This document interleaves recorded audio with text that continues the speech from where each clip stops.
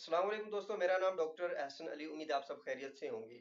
हमारे मवेशी भैंस, गाय, भेड़, बकरी पानी नहीं पीते या बहुत कम मिकदार में पानी पीते हैं।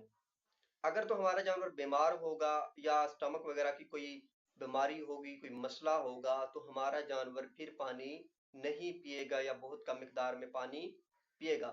अगर तो हमारा जानवर स्टमक की बीमारियों से या दूसरी बीमारियों से महफूज है, इस तरह की कोई जानवर को बीमारी नहीं है, ठीक है, और फिर भी जानवर पानी नहीं पी रहा, तो किस तरह से हम जानवर को ज़्यादा से ज़्यादा पानी पिला सकते हैं ताकि जानवर अपनी अच्छी नशो नुमा कर सके और चीज़ों को अच्छे से डाइजेस्ट कर ले। तो इसके लिए एक छोटा सा और बहुत ही आसान नुस्खा जो मैं आपको बताने जा रहा हूँ। आपने क्या करना है, सबसे पहले आपने पानी के टब के अंदर, ठीक है, अच्छा खुला बर्तन हो, पानी से भरा हो, पानी फ्रेश हो लेकिन ठंडा हो, फ्रेश।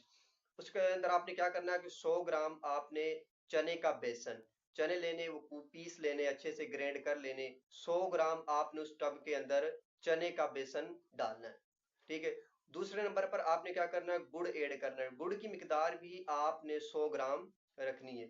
तीसरे नंबर पर आपने मीठा सोडा डालना है। मीठे सोडे की 1 चम्मच कर लें, बेकिंग जो सोडा होता है, या आप यूं लगा लें कि 50 ग्राम उस टब के अंदर डाल दें। उसके बाद काला नमक लेना है हस्बे ज़रूरत, यही तकरीबन कोई 50 ग्राम आपने काला नमक डालना है। इनको उस टब के अंदर सब चीज़ों को अच्छे से मिक्स करना है। मिक्स करने के बाद आपने ये जानवर के आगे रखना है और जानवर को पिलाना है।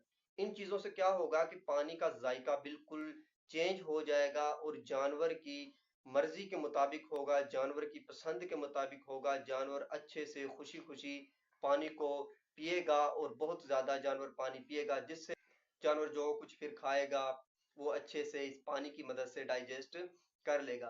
क्योंकि पानी जो है इसके अंदर कोई ज़रूरी न्यूट्रिएंट्स नहीं होते, कोई वो गज़ाई अज्जा, यानी कि इसके अंदर ना कोई प्रोटीन होती है, ना कोई कैल्शियम, विटामिन, इस तरह की कोई भी चीज़ नहीं होती, लेकिन फिर भी ये स्टमक के लिए इतना कारगर साबित होता है कि ये चीज़ों को, चारा जात को, वंडे शंडे को हजम करवाने के लिए बहुत ज़रूरी है, ठीक है।